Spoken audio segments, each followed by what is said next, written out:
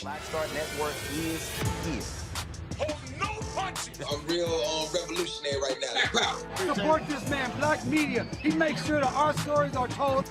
Thank you for being the voice of Black America, Roland. Stay black. I love y'all. All momentum we have now, we have to keep this going. The video looks phenomenal. See, there's a difference between Blackstar Network and Black-owned media and something like CNN. You can't be Black-owned media and be scared. It's time to be smart. Bring your eyeballs home. You dig?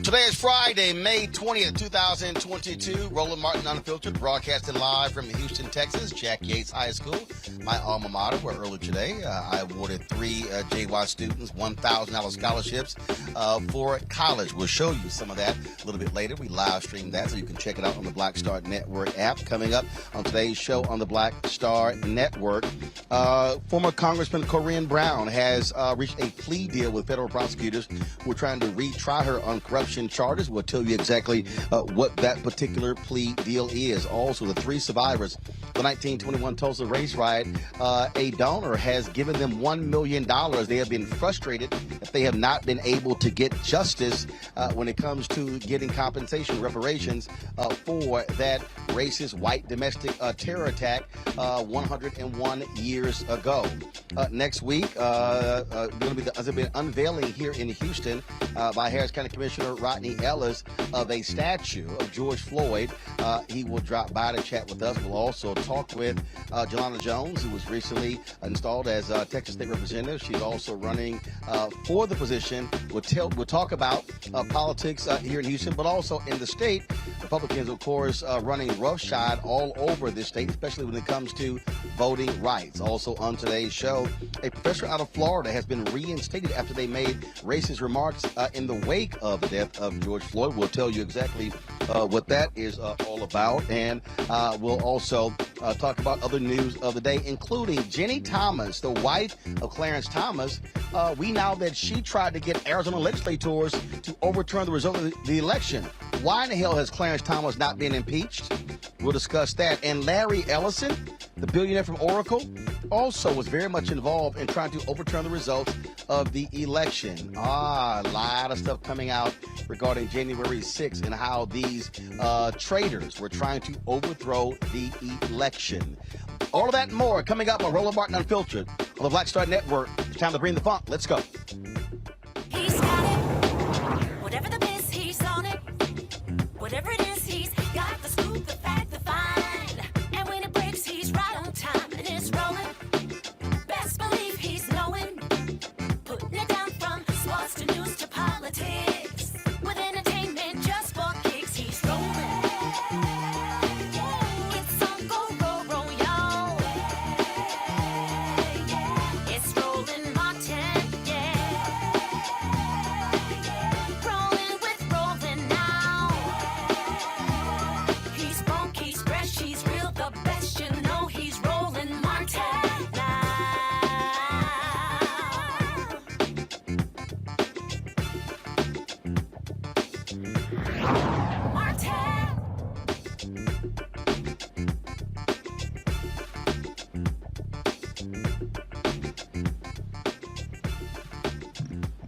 All right, folks, we are here in Houston, my hometown, Yakes High School, my alma mater, that of my parents as well. We're a little bit earlier today. I presented 3 scholarships that we started last year, and so we're glad to be here. What you're seeing right now, of course, is the mural in front of Yakes High School that was installed last year on behalf of or in tribute to George Floyd. We'll tell you more about a tribute that's going to be happening next week on the second anniversary of his death in Minneapolis. Now, let's talk about, of course, what we've been dealing with all across the country. Of course, that is the racist, the white domestic terror attack in Buffalo that has impacted so many different people. Yesterday, the House actually moved on a domestic terror bill. And I want to talk about that because, you know, there's a lot of people out there who were whining and complaining, talking about how the Asians got a bill when, in fact, it wasn't an Asian hate crime bill. That COVID-19 Hate Act actually helped anybody dealing with hate crimes. But this bill has been passed by the House in the wake of Saturday's massacre in Buffalo. Joining us right now is New York Congresswoman Yvette Clarke. Glad to have her back here on Roland Martin Unfiltered. Congresswoman Clarke, this bill now goes to the United States Senate. So can you explain to people, because, you know, I get these people, Congresswoman, and I'm sure you hear them, and they're like, oh, we need bills specific to black people. And people are always citing that hate crimes bill, COVID-19, because it referenced attacks against Asians, but it was not an Asian hate crime bill. It actually applied to anybody impacted with hate crimes. And so talk about this particular bill that was been passed by the House, goes to the Senate, that deals with domestic terrorism in the wake of the tragic shooting of 10 people in Buffalo. Well, first of all, thank you for having me, Roland. It's great to be with you again. And let me just say this. One of the challenges we have faced as a Congress is the fact that there have been no real movement to classify hate crimes as domestic terrorism, that these neo-Nazi groups and the white supremacist organizations were being coddled, if you will, under Republican leadership, and they would thwart every effort that we made in the House of Representatives to really drill down and get the Department of Homeland Security to elevate those groups and all of the attacks that have been taking place as domestic terrorism. We have finally reached that point in the House of Representatives. We had the votes among the Democrats in the House, and we've moved that bill forward.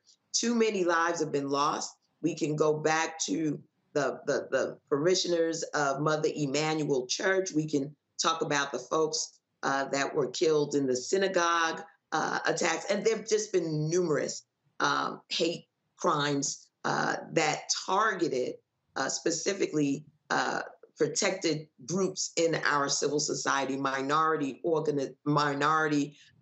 populations, and we've finally crossed that hurdle, giving the Department of Homeland Security the authorities they need to really drill down, identify these organizations, monitor their activities, and protect the American people from domestic terrorism.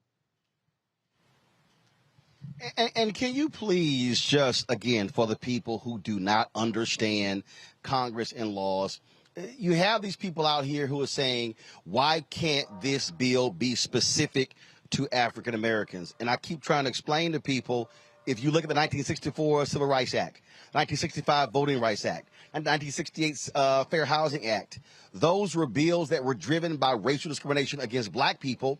But the way Congress writes laws apply to all Americans. Absolutely. I think you've adequately explained it. But let me say this to our folks. I know that there's a yearning out there because we're all hurting, that the nation through the federal government acknowledge the unique experiences of people of African descent who are targeted by virtue of our race and our unique history in this country. However, what we recognize is that terrorism, domestic terrorism, is focused on a number of grievances. What we've tied to this is the whole notion of replacement theory, which is what was part of the ethos of, unfortunately, this young man that drove 200 miles to Buffalo, New York, to seek out Black people. So we need to be able to keep our eye on the prize. And that is making sure that these terrorist organizations, white supremacists, neo-Nazis, that will operationalize their hatred are unable to get their missions off and kill and maim in the way they have been doing, unfettered by not having legislation in place to really, like I said, go after these organizations. And that's what we were able to accomplish in the House of Representatives yesterday.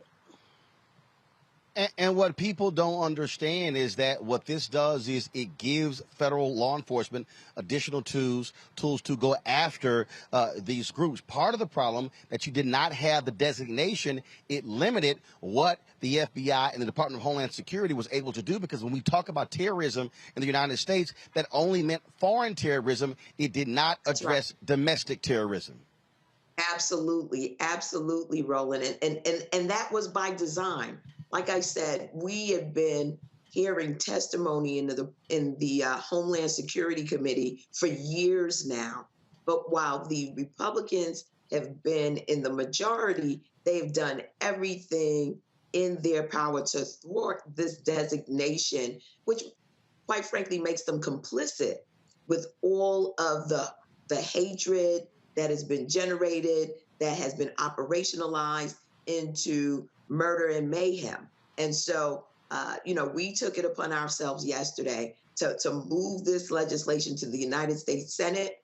It is now up to your listeners, our communities, to impress upon the Senate the importance of getting this bill passed and into law. That's going to be a high hurdle because we've got some folks, again, who have been complicit and sympathetic to these domestic terrorist organizations. We can tie it to some of what we witnessed on January 6th and along the continuum of the Charlottesville march. And, it's just been incident after incident after incident. And it's time for us to act. And we need to hold our elected representatives, our elected officials accountable for denouncing this radical right-wing murder spree that has been taking place in the United States of America. And let me say this, it's very clear to me when you see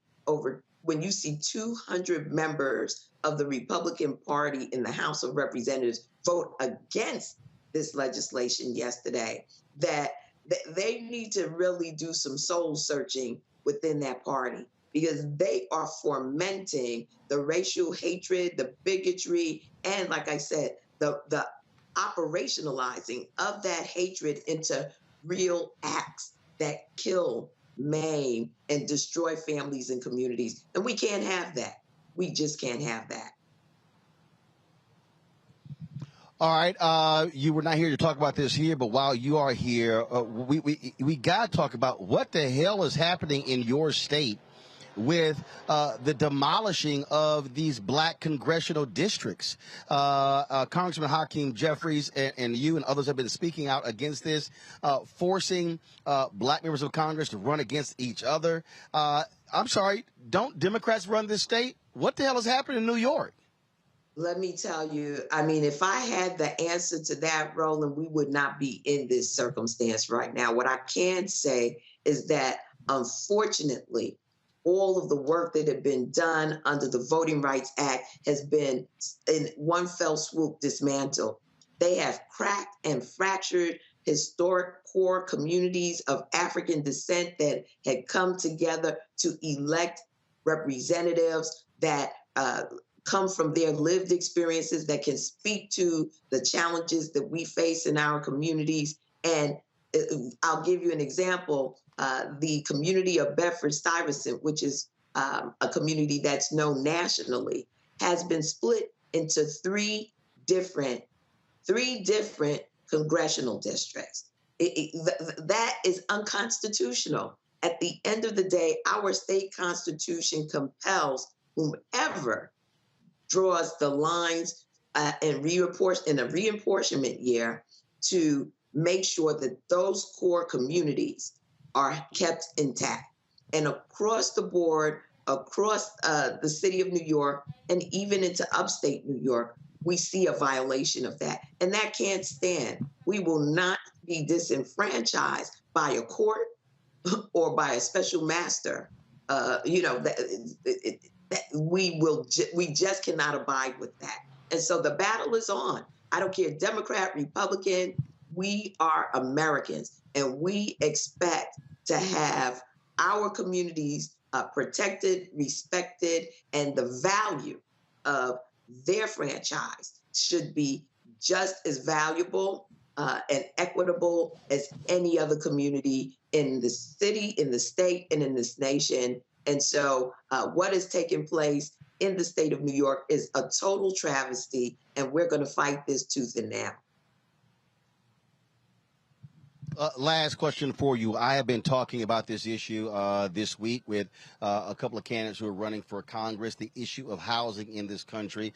There's been a massive shortage of homes being built in America. We're seeing where in Miami, rents are going up from $3,000 to $7,000. People all of a sudden are being hit with massive increases because, frankly, those who own homes and own apartments, they are able to do so because of this severe shortage.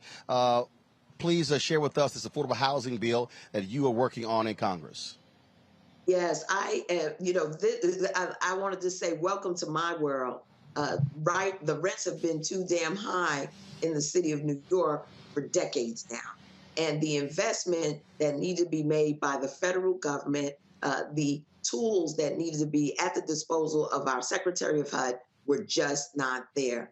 One of the elements that we recognize in the city of New York that had been really a tip of the cap to our developers is something called the area median income, which ultimately determines how housing is developed. In other words, developers will look at the area median income, and in the state of New York, for our city residents, it had been escalated as a result of our area being connected to more wealthier suburban areas, which inflated the average income of the folks within that particular area. So the city of New York was tied to Scarsdale, New York, where, some of the wealthiest people in the nation reside. And if you average out those incomes, you're going to be way above what the average New Yorker is able to afford. Developers took that and ran with it. And as a result of that, we've had a glut of luxury development in the city of New York. And as the luxury development is developed, property taxes go up. Individuals in those buildings are unable to keep up with the escalating rents that, are set as a result of this AMI. So my bill asked the Department of Housing and Urban Development to look at the disparate impact that area median income has had in basically pushing the average American, the average Black American, the average person of the communities of color out of the affordable housing market, and also putting a glut of luxury developments throughout our communities, throughout our cities, and thereby this imbalance of the lack of truly affordable units that need to be brought online into our communities so that our people can be domiciled. We're seeing a spike in homelessness, not because people aren't working. There are many people who are in homeless shelters or are housing insecure because their wages are not able to meet the escalating rents that are taking place across this nation. We want to change that. We've got to change that. We cannot continue to see this spread between the haves and have-nots. And that just means being able to acknowledge everyone's humanity and make sure that they're domiciled. That's what my bill will do. It will compel HUD to examine this and then remedy it by incentives, investments that need to be made right away to get housing costs under control and to provide an incentive for the development of affordable units. Well, this graphic here, I think, explains it all, and that is this here. In 2010, 2019, only 5.8 million homes were built. That was the lowest number since the 1930s. And so this is part of the fundamental problem. You saw between 1950 and 2009, the minimum number of homes that were built was 20 million. 5.8 million in 2010, 2019. That also is contributing greatly to the housing problem we have in this country. And so hopefully we will see significant development take place. It's a perfect storm right now between supply chain issues that help the home builders to build new homes at a cost that is affordable to the average American, to the greed, quite frankly, of developers who are looking to get these units, these luxury units out there to make as much in profit as they possibly can. We are really in a crisis in affordable housing, in domiciling the American people. And this cannot stand, and it cannot go on much longer. We cannot see our families put out on the streets, put into shelters, and you're lucky if you can get a shelter. Many of our families are just homeless on the streets, and that's no way to live in dignity. We've got to do something about it, and my bill does just that. All right, Congresswoman Yvette Clarke, we still appreciate it. Thanks a lot. Thank you for having me. And I know it's great to be home in Houston. Good to see you again, Roland. Take good care. I appreciate it. Thank you so very much. I appreciate it. Folks, today, the first of the 10 funerals took place in Buffalo. The family of Hayward Patterson gathered to say their final goodbyes. He was one of the 10 people gunned down in that Tops grocery store by the white domestic terrorists on Saturday. The Buffalo community is going to hold a vigil for Saturday's mass shooting victims. That's going to be taking place in just about an hour. Now, today also marks, as I mentioned earlier, the 1-year anniversary of the enactment of the COVID-19 Hate Crimes Act. The Department of Justice laid out an action plan to deter and confront hate crimes and other bias-related incidents. Here is U.S. Attorney General Merrick Garland. This department was founded in 1870 in the aftermath of the Civil War with the first fundamental purpose to fight the white supremacist attack on black civil rights after the Civil War. 152 years later, the task to combat hate-fueled violence remains central to the department's mission. We do this because it is our legal obligation, and we do this because it is our moral obligation.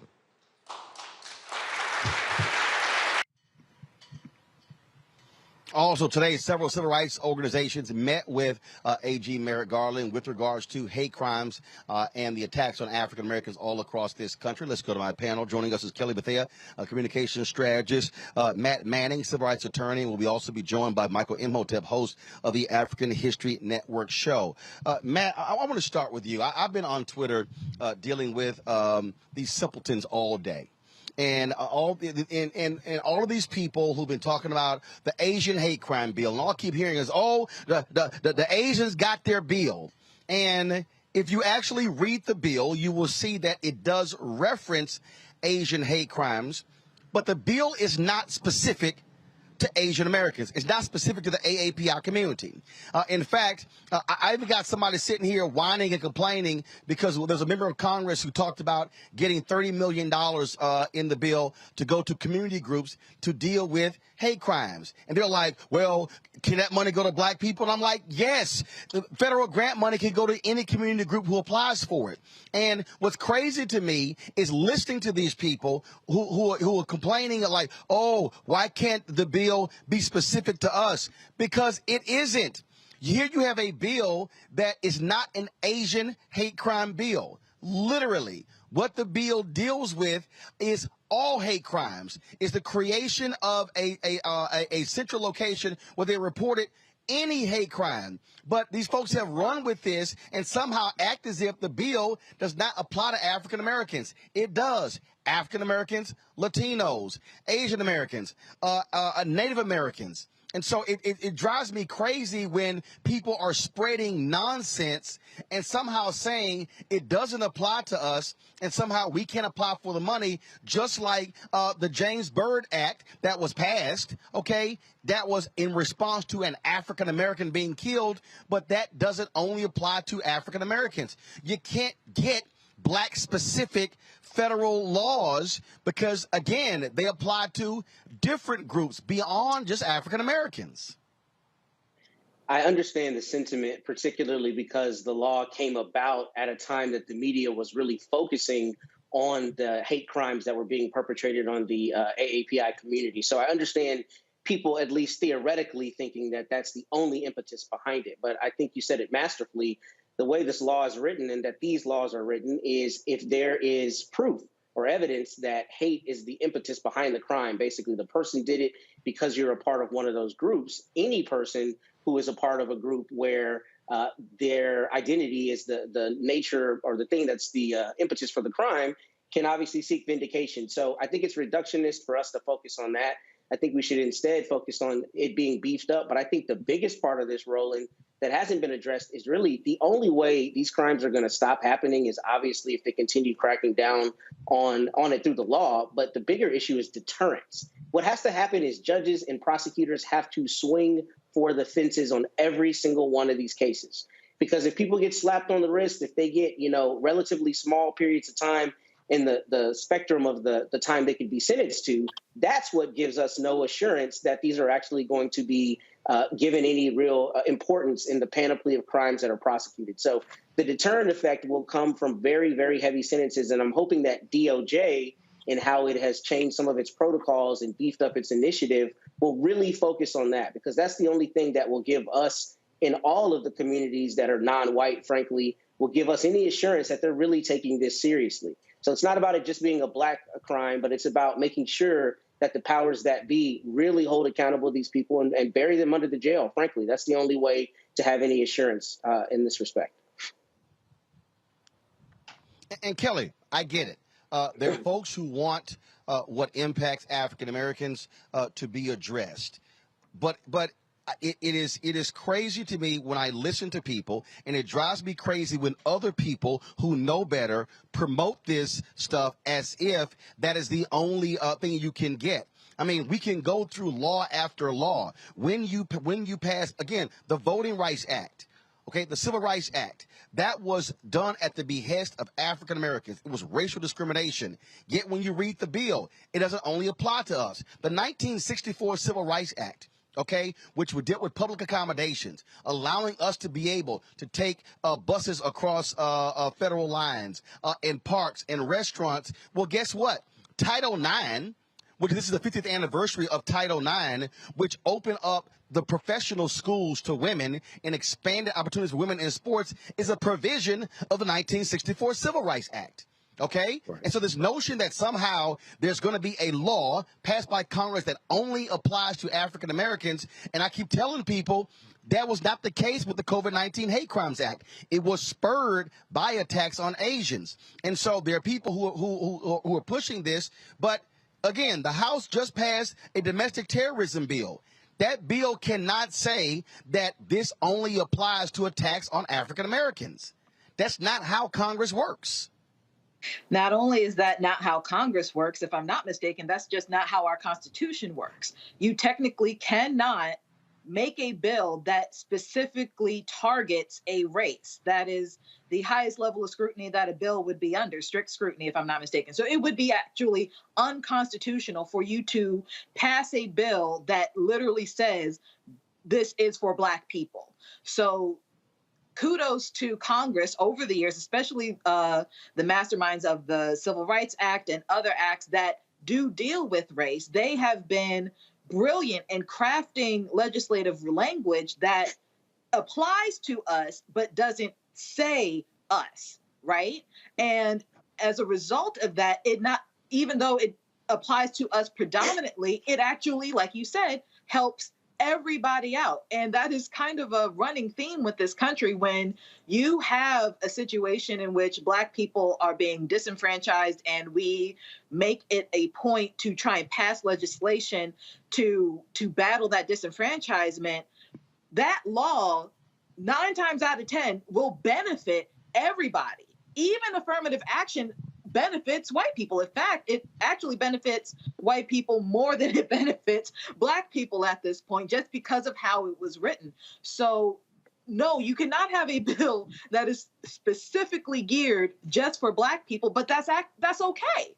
That is completely fine to me, because at the end of the day, when it comes to hate crimes, over 50% of hate crimes are actually committed by white people. So if you have a bill that is just going to target hate crimes, just the offenders themselves are white people, but that's not to say that the offenders are only targeting Black people. There are white people who are targeting Hispanics, white people targeting Asians, white people targeting other people of color, especially Black people, yes, but they target anyone who's not white, right? So this bill will actually help everyone, but I don't want to say most importantly, but especially Black people, just because of how it's crafted.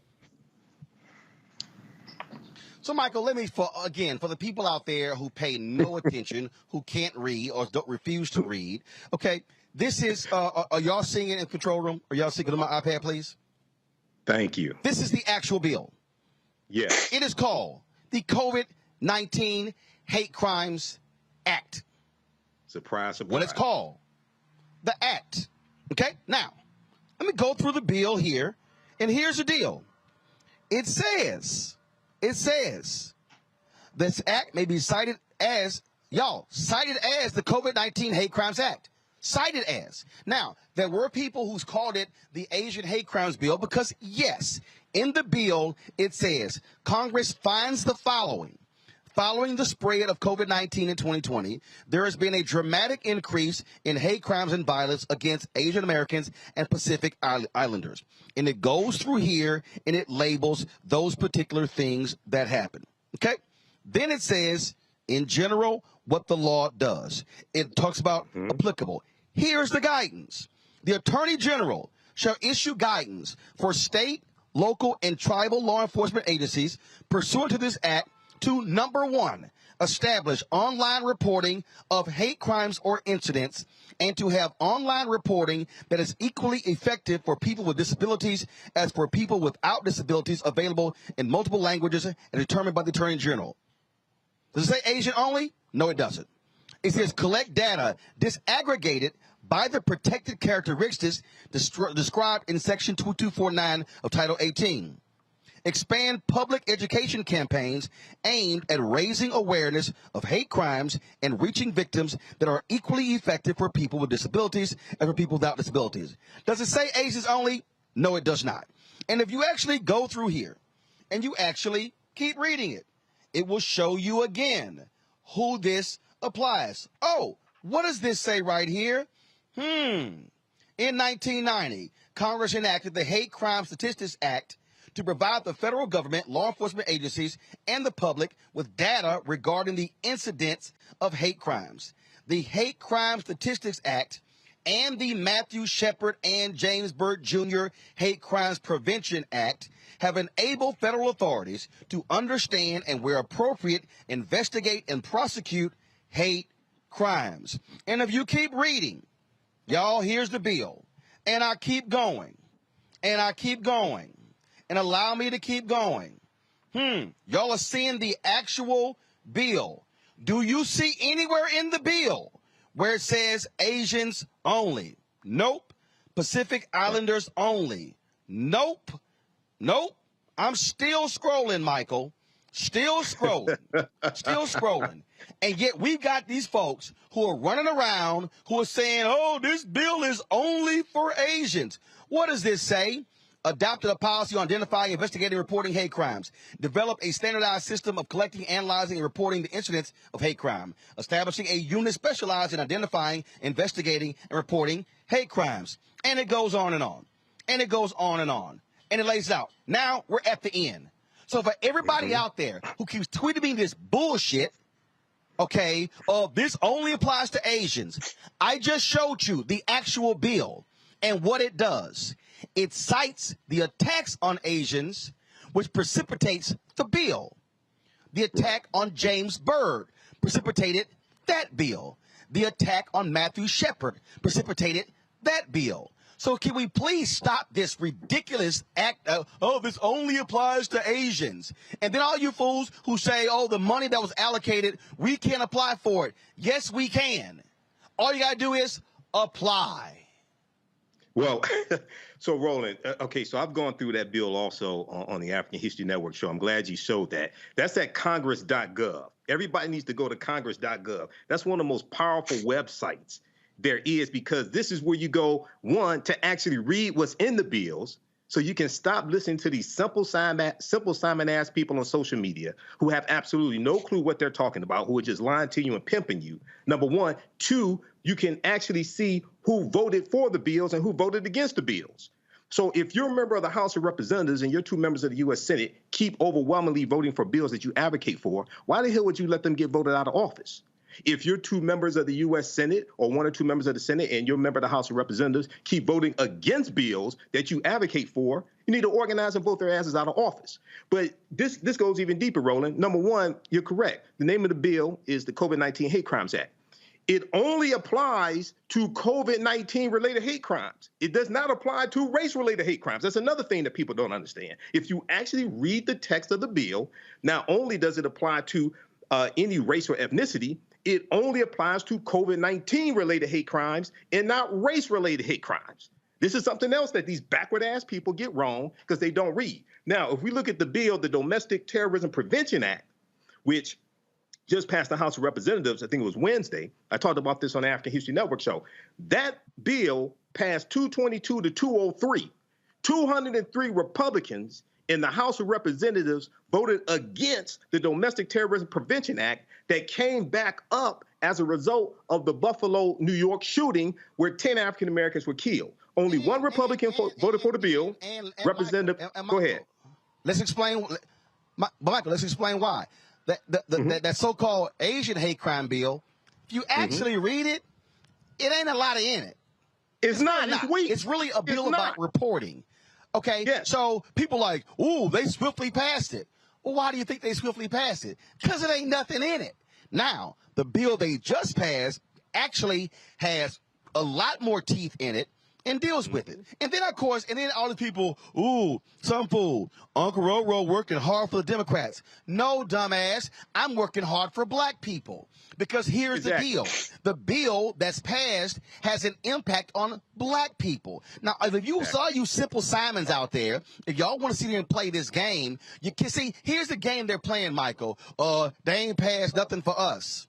Then they pass a bill dealing with domestic terrorism. Oh, well, you just sitting here speaking for the Democratic Party. Well, who the hell just passed the bill? Well, let's go even deeper, You just Roland. said how many Republicans voted against it. 203. 203. So, but here's my whole deal. It's 2 parties. It's 2 parties. Who the hell gonna vote for or against? So if somebody say, oh, you're tired of the Democrats, did they pass the bill?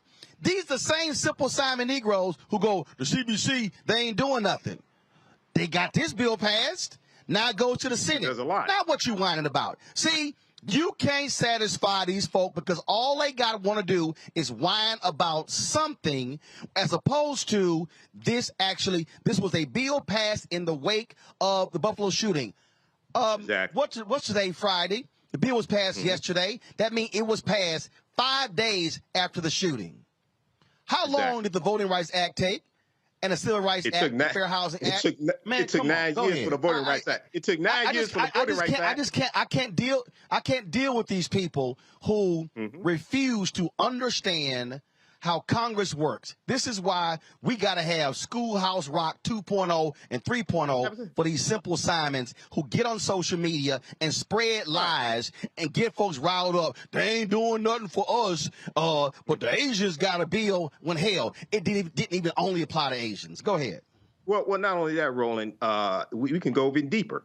If people just Google how have the policies of the Biden-Harris administration helped African Americans or helped black people, the first hit that comes up is a 19-page document at whitehouse.gov that was posted February 28, 2022, that breaks down category by category how the policies of the Biden-Harris administration helped the African American community. Everything from I've dealt with this on my show. This is why we have to go through. We do need politics for simple Simon-ass Negroes. We do need that. Because there's a whole lot of them just out here listening to a bunch of dumbasses on social media that have large followings who are just lying to our people and pimping them. okay? But if you go through that document at whitehouse.gov, another one of the most powerful websites there is, because all this stuff there is at whitehouse.gov, the official website of the White House. It goes through category by category, everything from the American Rescue Plan to the infrastructure bill, the $5.8 billion for HBCUs in 2021, which is a record number of funding that HBCUs have gotten. All this stuff is there. But Roland, it gets even deeper.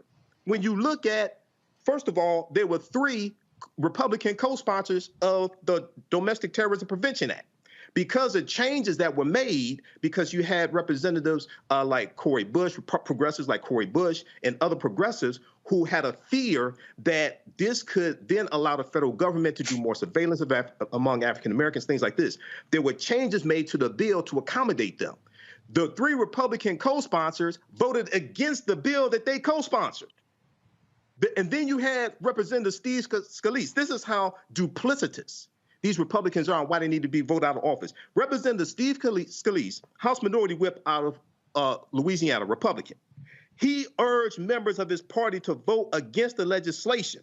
But this is the same Steve Scalise whose life was saved by 2 black Capitol Hill police officers when his ass got shot. And he voted against this bill that would help protect African Americans against domestic terrorism.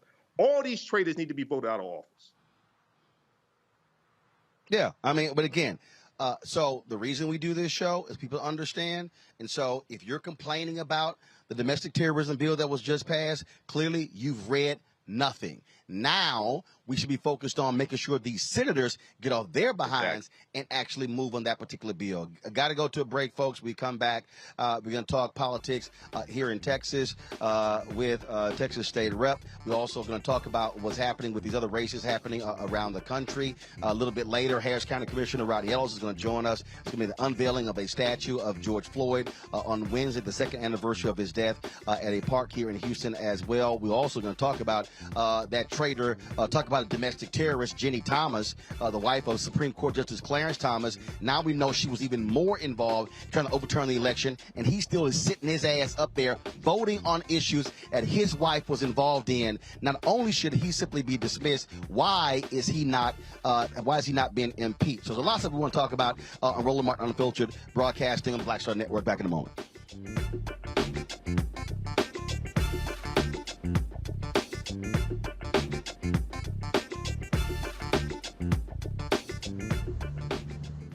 Next on A Balanced Life with me, Dr. Jackie, summertime when the living is easy, or is it? Summer vacations, class reunions, kids in summer camp, all fun, but stressful. You need to get into a summer mindset and have a plan. Oh yes, our panel gives us their favorite summer planning hacks. On a next A Balanced Life with Dr. Jackie here at Blackstar Network. Pull up a chair, take your seat. The Black Tape with me, Dr. Greg Carr, here on the Blackstar Network. Every week, we'll take a deeper dive into the world we're living in. Join the conversation only on the Blackstar Network.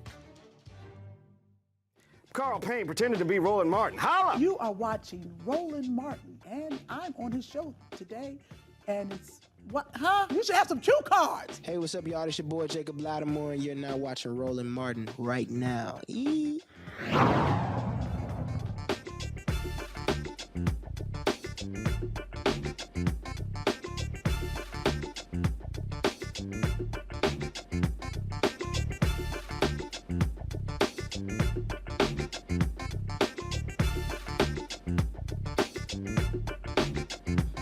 Okay, I'm right here. I'm right here.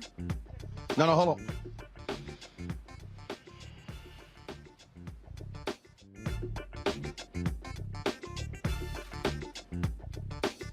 All right, folks.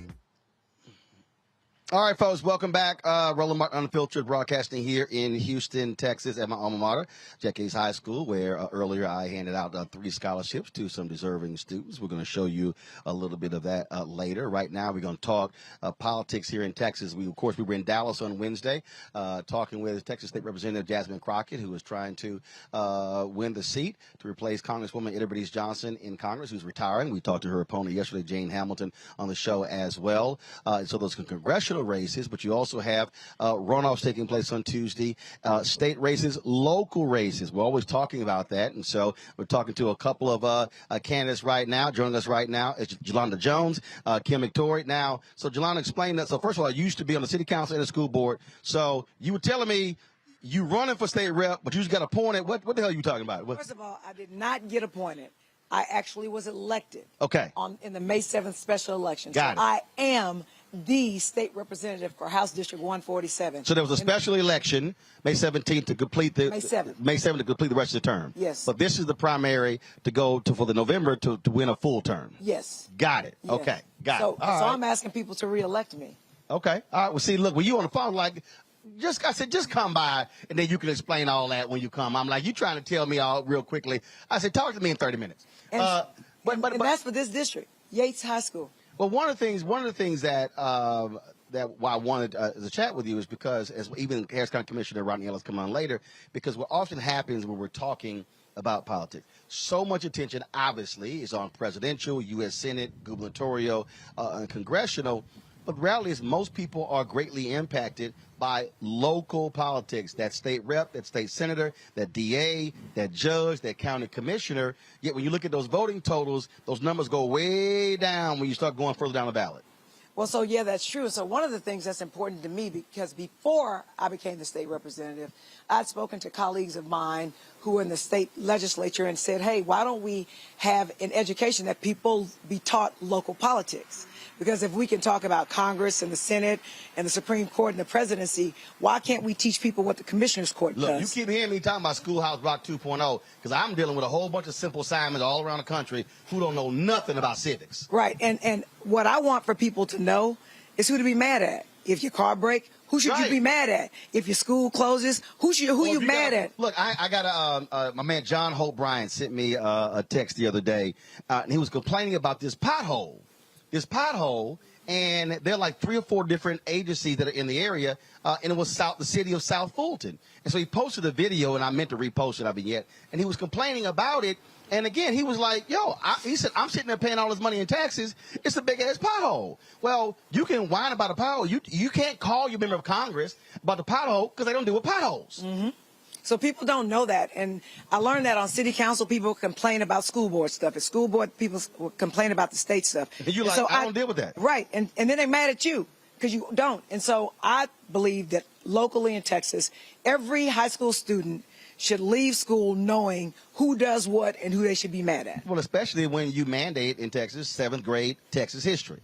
And U.S. history. Right. Because the school board or the city council is going to affect you more than the president or Congress. Absolutely. And now, Kim, you're running, okay, same thing. You're running for judge. Yes, I'm running for the 208th Criminal District Court. It's one of the felony courts here. And I tell people every day you are more likely to come in contact with a judge than you are the president of the United States. These local elections touch us on a daily basis. These are things that affect our everyday lives. So it's important that people come out and vote. And if you want to see things change, if you want to see things differently, you have got to show up to the polls and you have got to come out and choose the people that are going to listen to you and that are going to get things done. So you're running in an interesting race because your opponent made national headlines. Just tell people who have no idea about the story. Yes. And why you're running. So I'm running to make sure that we keep our courtrooms fair.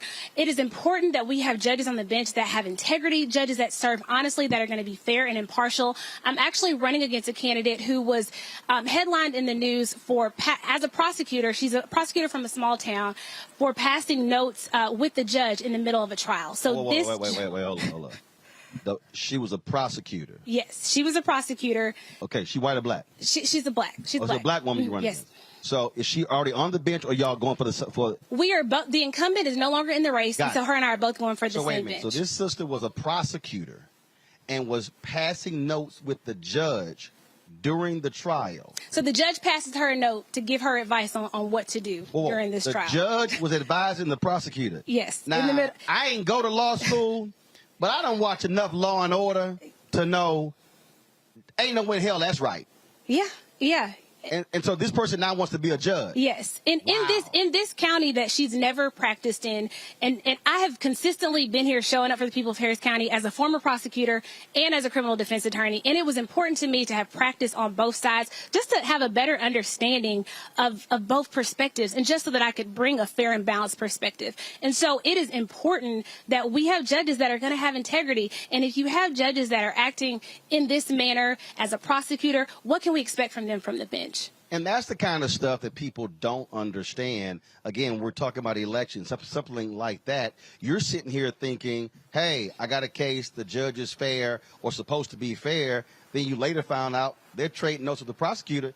That person on the other side ain't got no shot. Yeah, that's true. And that's why, and sort of the same thing. If you're talking about, on the state rep side, when it comes to the things that are happening in the community, again, we go back to, okay, if it's a park, if it's a speed bump, if it's a regulation, if it's funding for a community center or whatever, people are sitting here walking around going, okay, I have no idea who I should be talking to. And the reason this is huge for me. Look, my mom and dad were founders of a Civic club. So I experienced when I was 7, 8, 9, 10, having to go with them.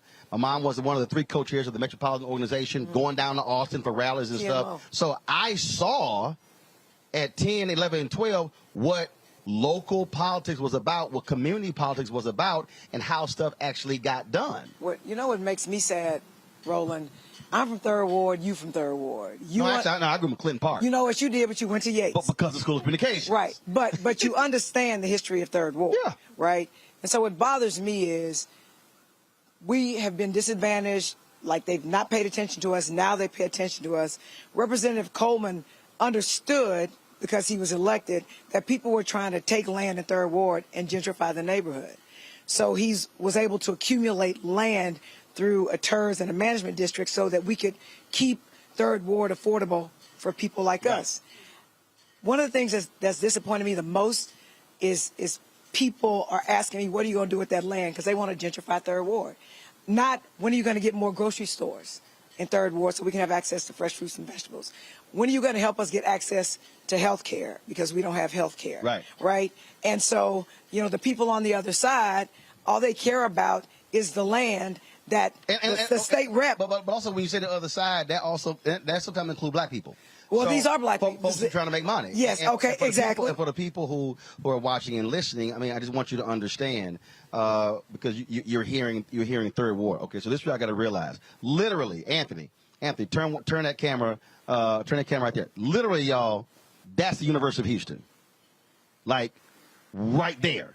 That is the University of Houston. In Texas Southern. Okay, so that's like, y'all can that building right there is one of their athletic facilities. Yes. So literally right across the street from Yakes is the University of Houston. Now, what's behind us, or actually right across the street, we don't have a shot of it, but is Texas Southern University.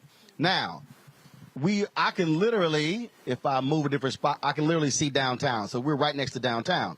So what was interesting, as a sister who just opened a medical clinic called the Honeycomb Clinic, and I'm going to show the video on our show Monday or Tuesday. And I was talking to this one woman. She said, "Greater 3rd Ward." I said, "Oh, hell no, it's 3rd Ward." I said, "Don't come with that Greater 3rd Ward and shit," because what happens is, that whole point about gentrifying, then I'm seeing signs called Midtown. I'm like, y'all, that's 3rd Ward. It's 3rd Ward. I'm like, can y'all stop? Even though we right across the freeway, this 3rd Ward. But the freeway didn't used to be there. Right. That's what I'm saying. And so what people don't understand, the reality is this has been one of the most successful, poor and successful black communities. Black politics came out of 3rd Ward. Economics, protests. All of that came out of here. And so you're talking about all of a sudden the encroaching, and all of a sudden these 3 and 4 and 500 and 600,000 $1 million plus homes all of a sudden cropping up. And the reality is, we're not able to be able to afford to live here. We can't. Somebody got to make sure that we're not being pushed out. That person is me, because my opponent is a realtor and sells $1 million homes in 3rd Ward, and so many people they can't afford their property taxes anymore. So they are being pushed out. And when I'm elected, I'm already elected. When I'm reelected, I'm not going to allow that to happen. So people, just because somebody is our skin folk, does not mean that they are our kinfolk.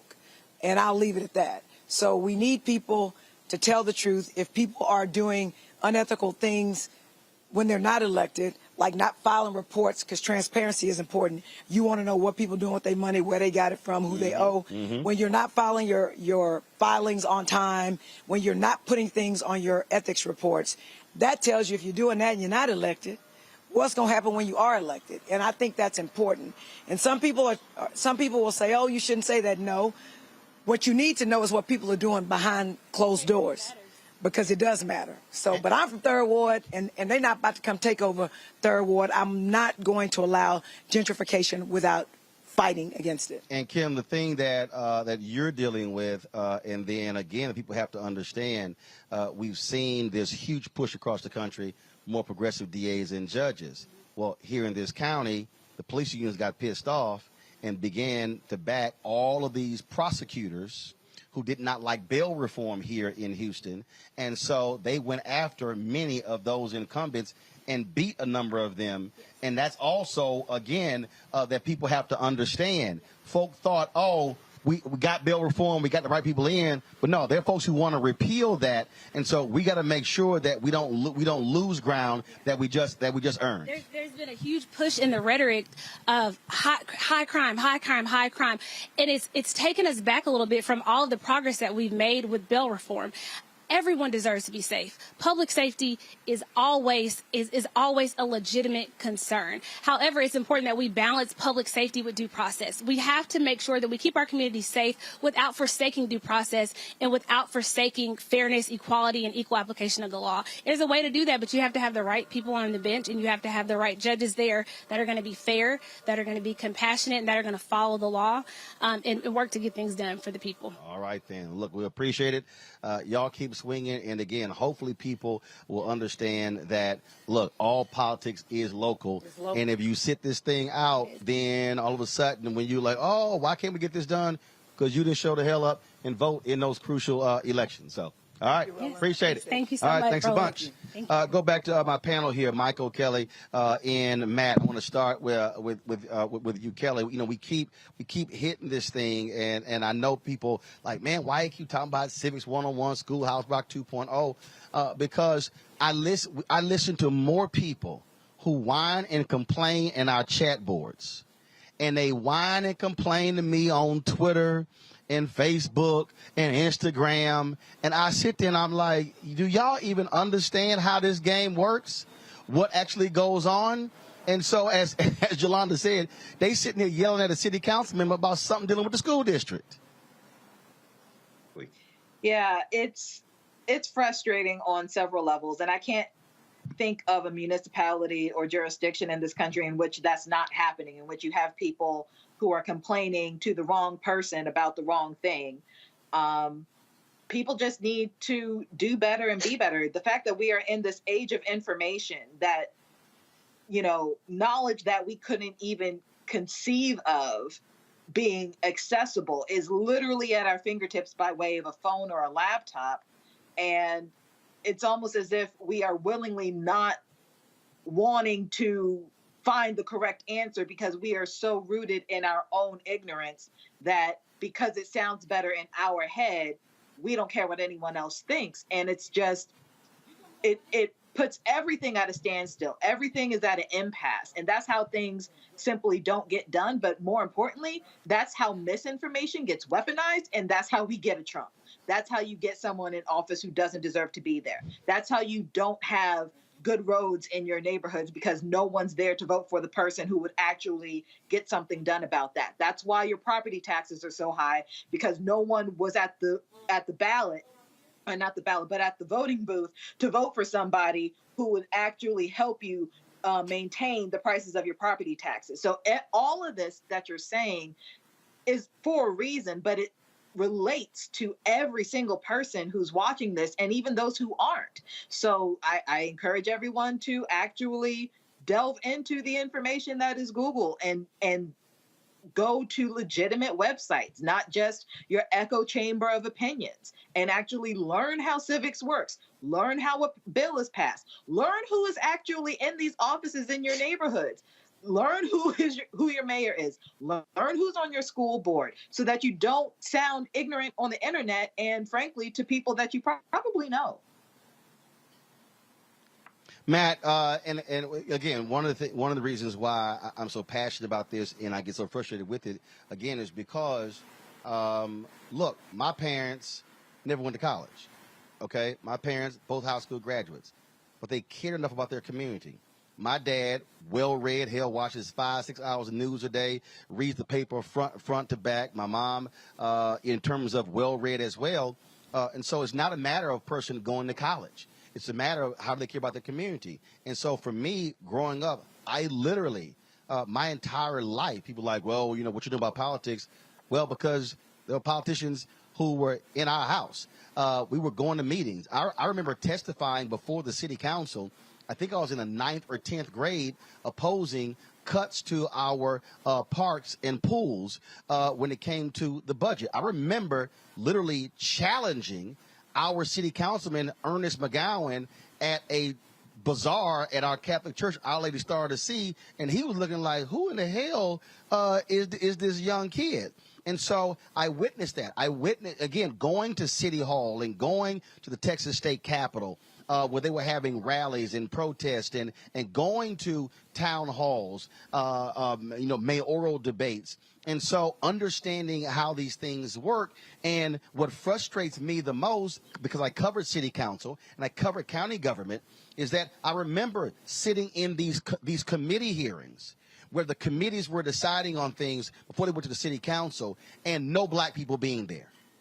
Mm-hmm. And it's not until all of a sudden something blows up and then folks got a megaphone and they're standing outside and I'm sitting here like, where in the hell y'all been? These folks been down here talking about this stuff for 6 to 8 weeks and you're just showing up. And so this is why I'm always saying to people that the election is the end of one process and it's the beginning of another. We've got to stop this whole nonsense of, oh, well, I voted, so you go ahead and do what you said you were going to do. No, you got to stay on somebody's behind because that's what other people are doing. And so that's what sort of drives me crazy and why we spend so much time on this show really trying to educate people and get them to understand how they have to be involved, because you can't keep complaining about what we don't have if you don't understand how to get what you say we need. I don't disagree with any of that, Roland. I think you're 100% right. But I think we need to be a little more nuanced, if I'm honest. I don't want to put all of the onus on the people, because a lot of times people in office recognize that people don't know the processes and they leverage that to get through whatever it is they want to get through. A lot of it is about communications. People, yes, need to be involved. They need to read. You don't need an education to understand the basic processes and most importantly, to be involved. But I think we also have to require that those who serve us make the information as easy to understand as possible. I'm a lawyer. Sometimes I read bills, and they're arcane. I got to read it twice to understand it myself, and I'm blessed to have an education. And I think some of that is weaponized against the people, if I'm honest. So I think we also have to require that the powers that be who serve us make the information, especially important information, as easy for people to understand as possible, because the reality is people are not always going to be applying the focus that they should be, but they are nonetheless affected by these decisions. And yes, they have the onus on them to understand what's going on in their community, but I think the onus is also on those who serve us to make it understandable. We've got an alphabet soup of various, state agencies and government agencies who serve us and all the different grants. And yes, people can find all that information, but sometimes that stuff is buried purposely. So the only people who find it are the very few who know where to look for it. And I think that in and of itself can be insidious. So I think it's also incumbent on them to make that information as widely available to the people they serve and not to weaponize that, which we often see. But okay, I get you. But here's why I'm going to disagree. And this is why I'm going to disagree, Michael. It's because when I say the onus is on us, who do you think votes? See, again, right. We're voters. They're the politician, okay? You got politicians, some will say whatever they say to get elected, knowing we're not going to show up. But I have seen it with my own eyes, what happens when people are showing up on a regular basis. I have challenged the Divine Nine for years, and I've said this here. How in the hell in a lot of these cities you've got 3 and 4 chapters of alphas and deltas and AKAs, and you got omegas and sigmas. You got all these different groups. And I say school board meets once a month. Okay, so let's say they don't meet in December because of Christmas.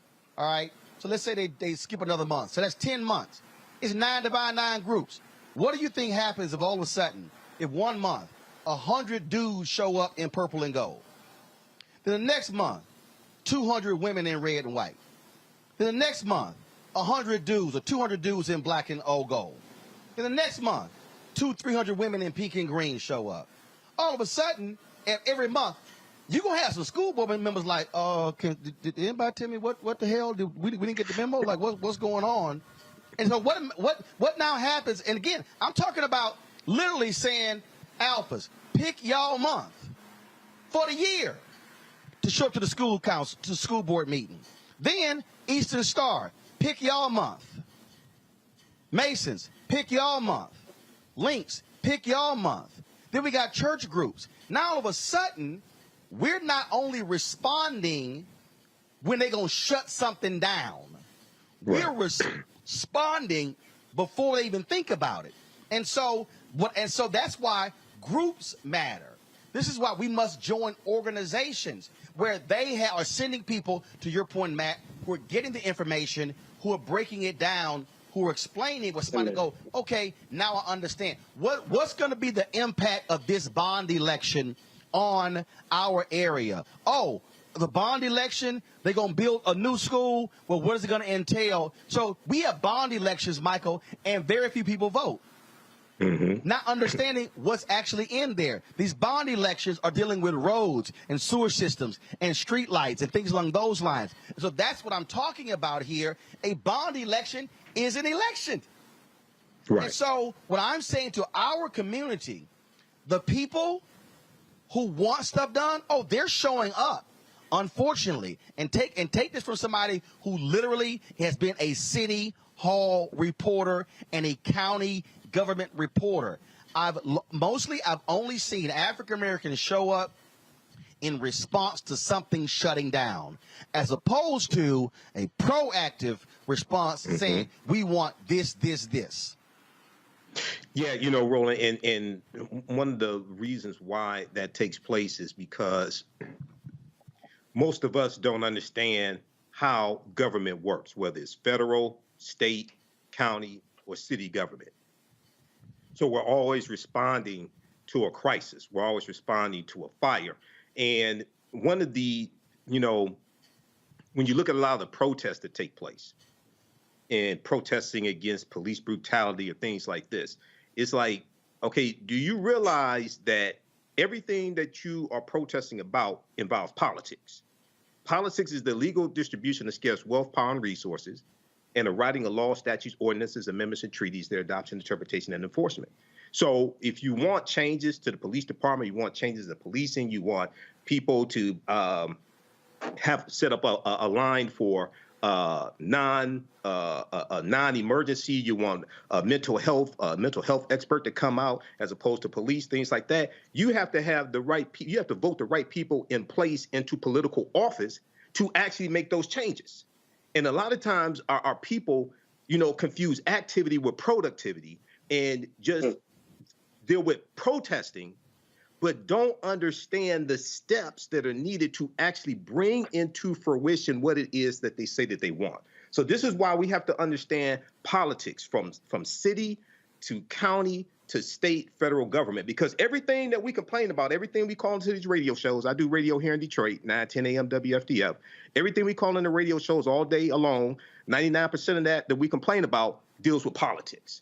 Okay, and if we understood this and understood the law, and first read the U.S. Constitution, because most Americans don't understand the U.S. Constitution. Once we understand law, then we understand how to leverage our economics to enforce our political agenda, and then we could change this very quickly. Again, I'm just trying to get people to understand what's going on here. All right, folks, got to go to a break. Hey, you're watching on YouTube right now. Y'all hit the like button. We should easily be at 1,000 likes. If you're watching on Facebook, you should be hitting the like button, the share button as well. And, of course, we want to see you. You're on the Black Star Network. Be sure to comment.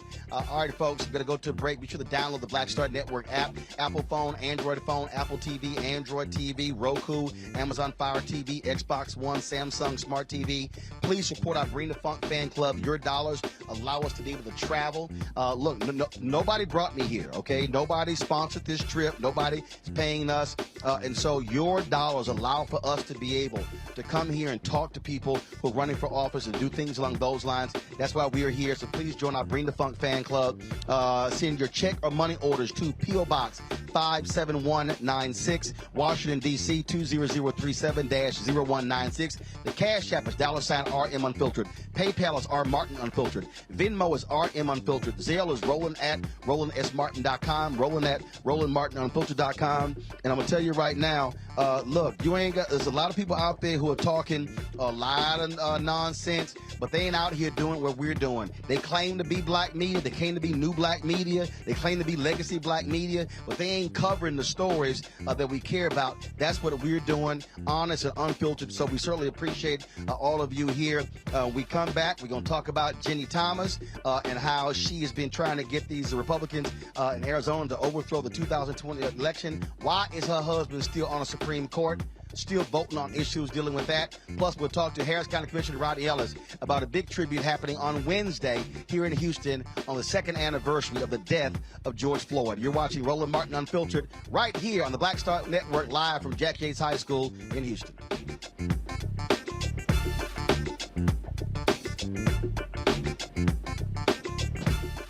Yes, sir.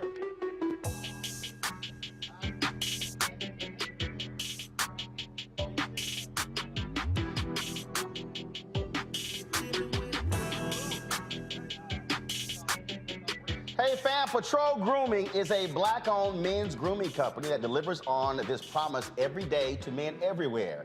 Everything we do, every product we make is designed to help you to present your best self. It's a promise they've kept since 1991 when they first introduced the Bump Patrol brand, the #1 men's product for a smooth, bump-free shave and silky skin. Millions of customers count on their exceptional skincare products, which can be found at more than 30,000 retail stores in more than 50 countries around the world. Now you can have exceptional beard and skincare products that are as unique as you. Fellas, as we prepare to head back out into the world as COVID restrictions are being lifted, it's time to get our groove back. You can visit patrolgrooming.com to order a Patrol Grooming Box and do this. Use the discount code #Roland30. That's #ROLAND30 for a 30% discount at the checkout. We appreciate Patrol Grooming being a partner with us here at Roland Martin Unfiltered and the Black Star Network. Hi, I'm LD Barge. Hey, yo, Peace World. What's going on? It's the Love King of R&B, Raheem Devon, and you're watching Roland Martin Unfiltered. Then I went to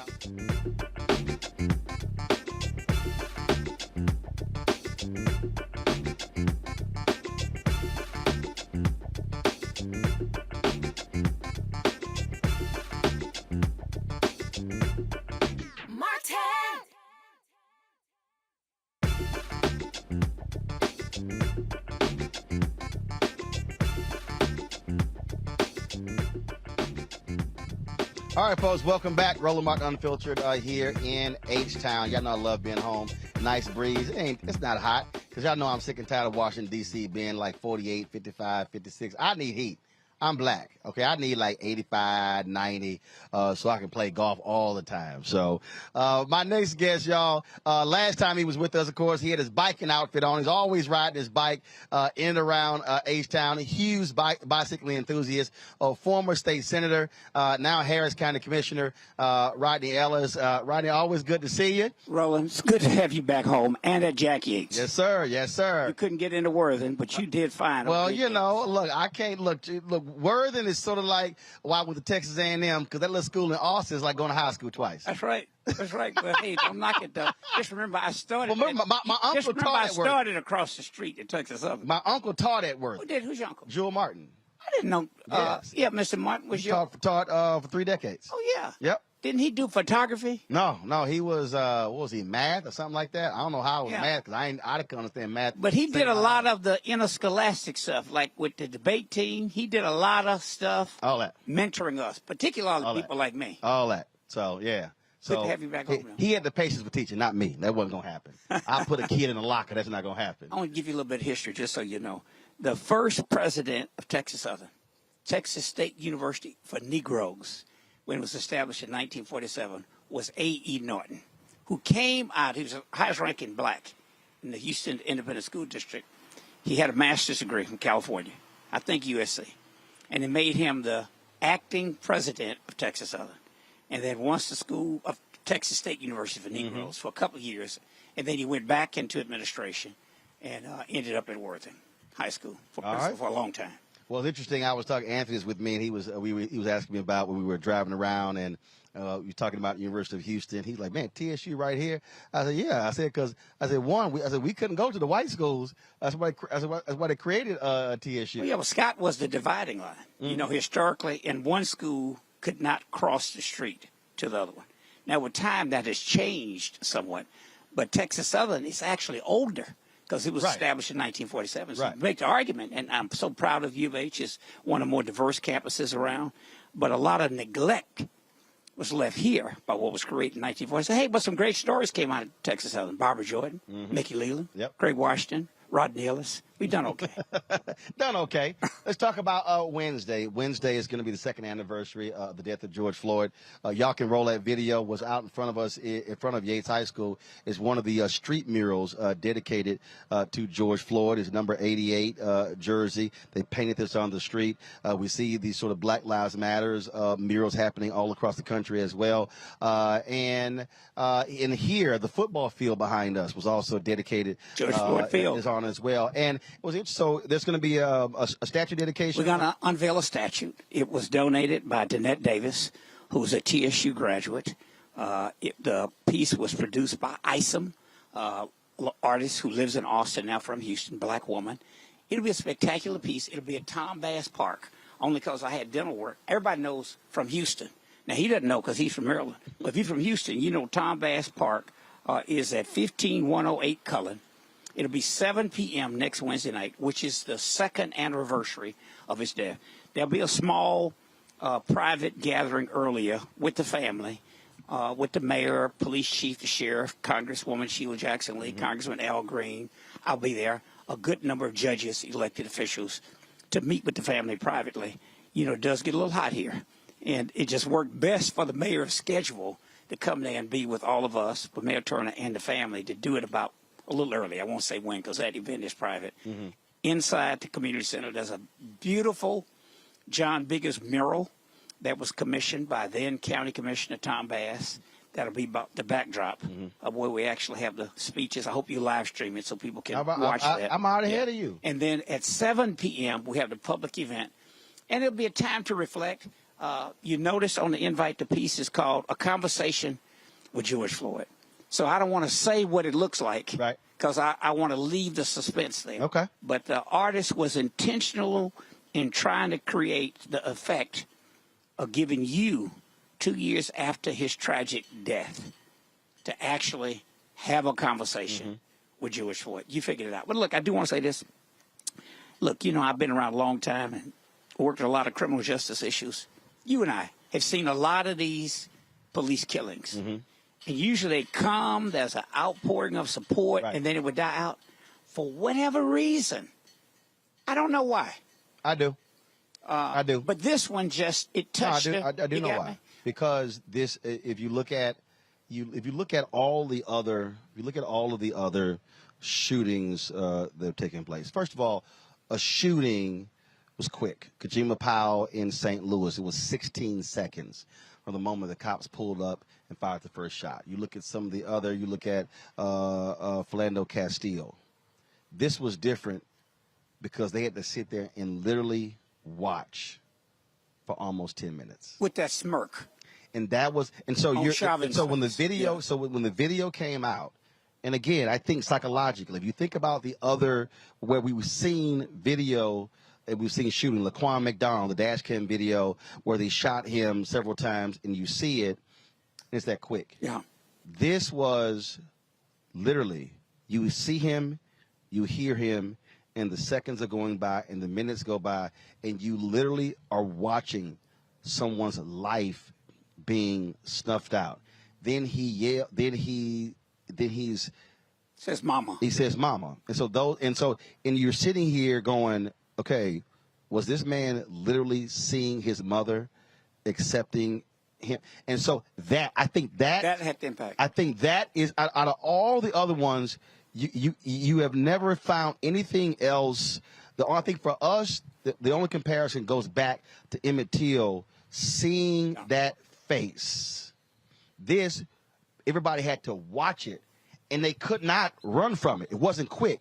They had to watch the video, and I think that's the difference. Well, that's that media training that you have.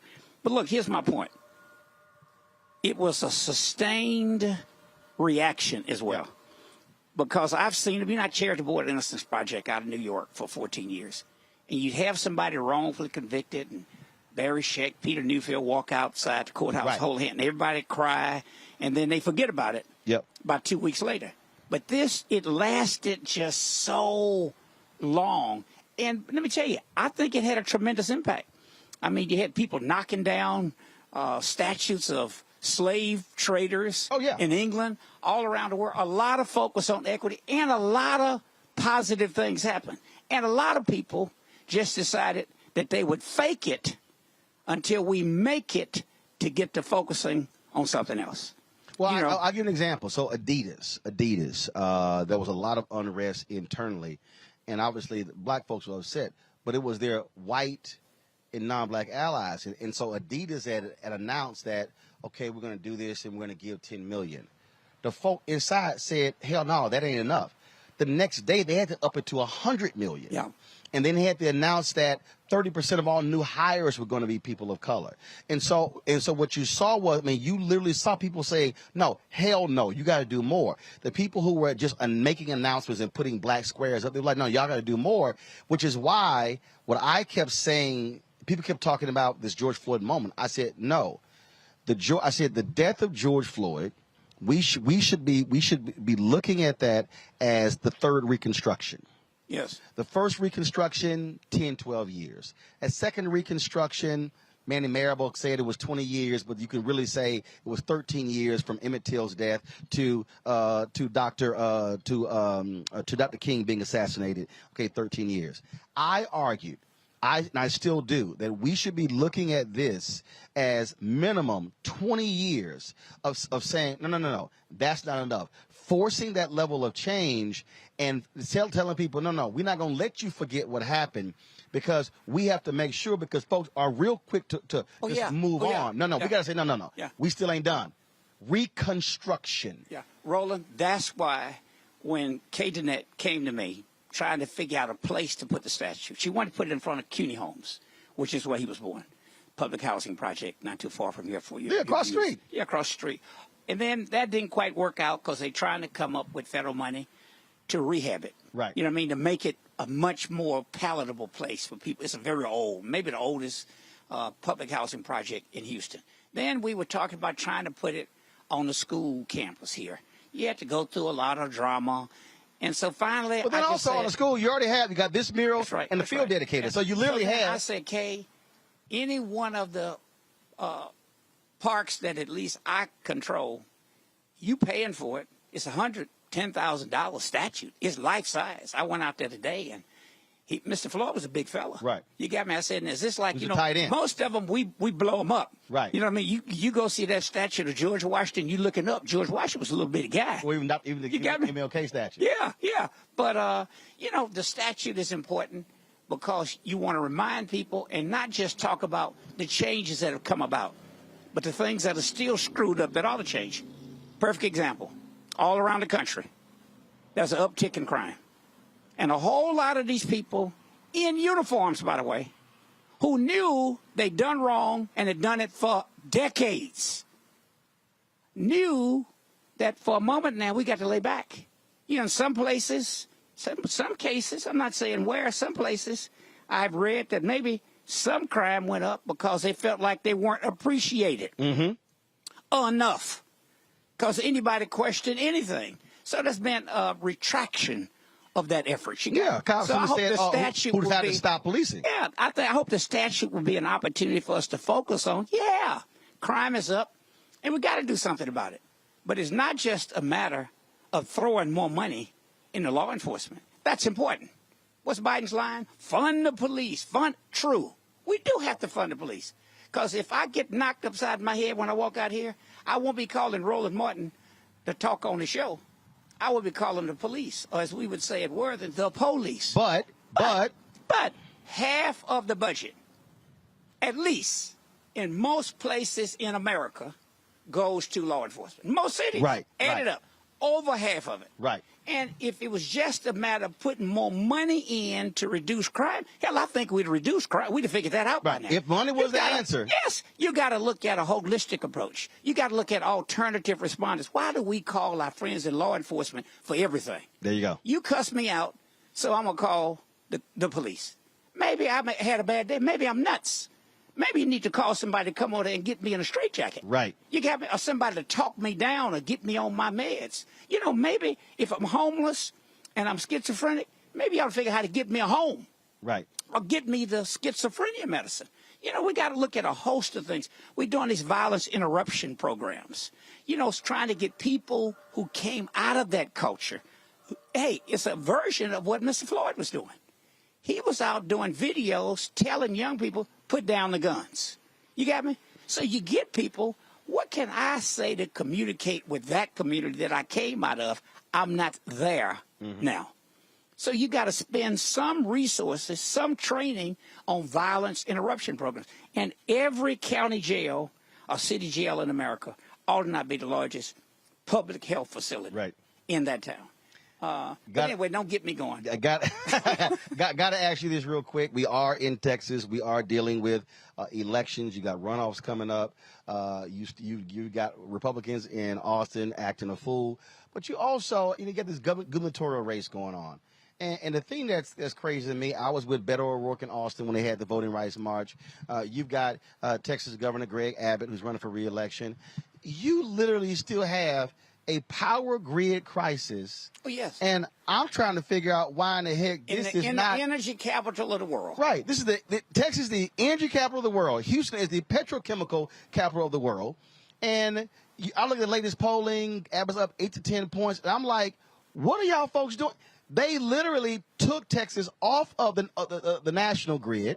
And then my mom is texting me talking about they're telling us we got to put our AC on 78 or 80 because of power shortages. And I'm like, how are you keeping the fools who put us in this situation still in charge? Yeah. How about this? Not only because of your show, I want to show off to your guy here from Maryland and let him know we can wear suits in the summer. It's called linen, but it's hot. But look, think about this. You know, the weather here it was okay this morning. 6 o'clock in the morning. Right. You can get out and walk by 9. You better stop walking. You know what I mean? Or start talking, call somebody to get you. I did on that bike. 6 o'clock, it's just like that. It's fine again. But look, used to be like 3 months of bad weather. Now it's about 4 months of hell. That's climate change. You got me? But who would have thought in Houston, who's known for a lot of things, a winter freeze is not one? There are consequences to elections. That was Clinton's line. Consequences to elections. You get what you vote for. So you put folks in, even before Trump hijacked the grand old party. That was a time, look, I'm a Democrat, but that was a time it really was a grand old party. I'm not making a partisan comment. I point out, hey, some of my most significant role models were Republicans. So were yours.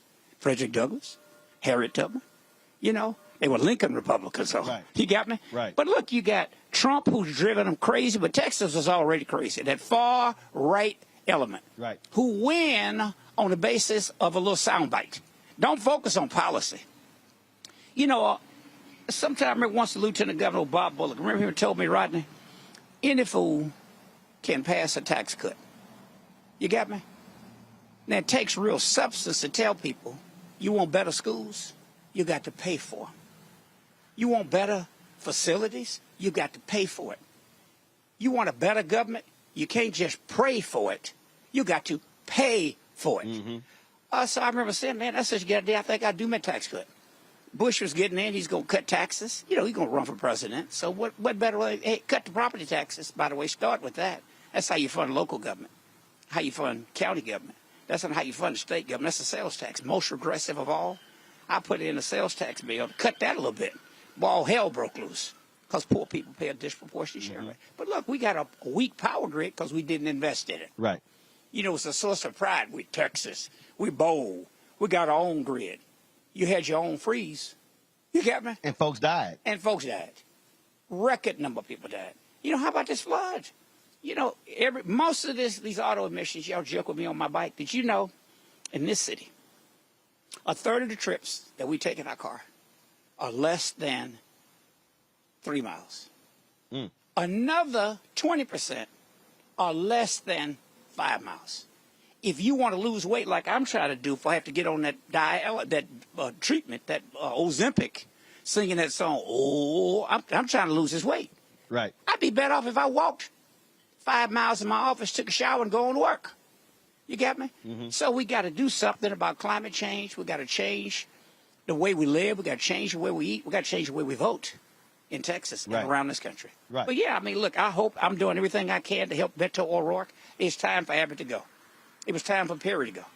I mean, look. And it's time for Patrick to go. It's a pastime. You know, but it's so easy if you just fall for a soundbite, a show trick. Right. It's a joke. It's ridiculous. Well, and people, they're trying to hold on to power. That's what the voter suppression is about. Jim Crow too. They're trying to hold on to power. I just finished this book, Civil Rights Queen. I did the audio book. You ought to get it. Now, I was listening to one by former Senator Doug Jones about the bombings. In 16th Street Baptist Church. At the 16th Street Baptist Church. And it's just amazing to see Jim Clarke, a lot of the tactics that they are using today with impunity. Jim Clarke did it with impunity too.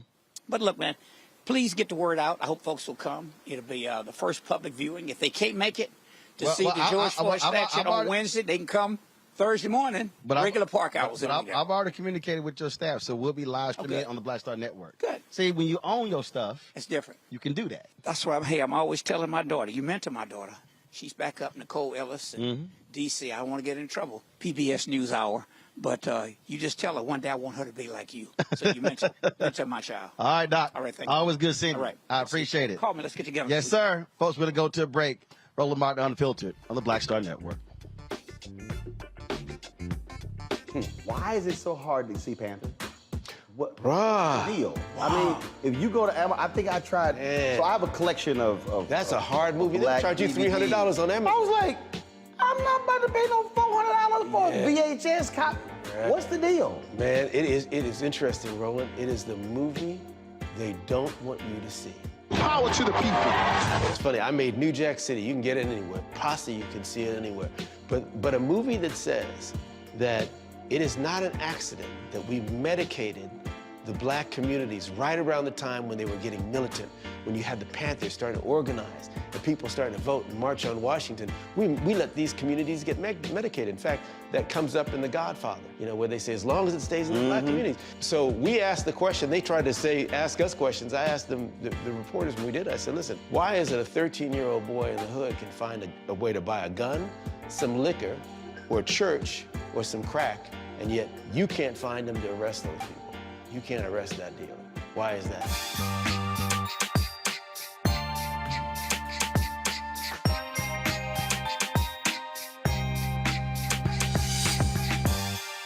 You want me to do something crazy, but I don't know what to do. I'd rather just sit here. Hi, this is Cheryl Lee Ralph, and you are watching Roland Martin, Unfiltered. I mean, could it be any other way? Really? It's Roland Martin.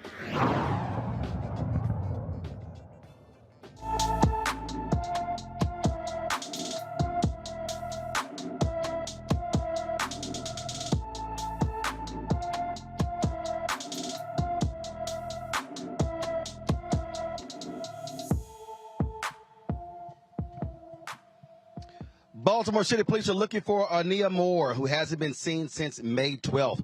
A 13-year-old is 5 feet 2 inches tall, weighs 120 pounds, with black hair and brown eyes. Anyone with information about Ania Moore is urged to call the Baltimore City, Maryland Police Department at 410-396-2525, 410-396-2525.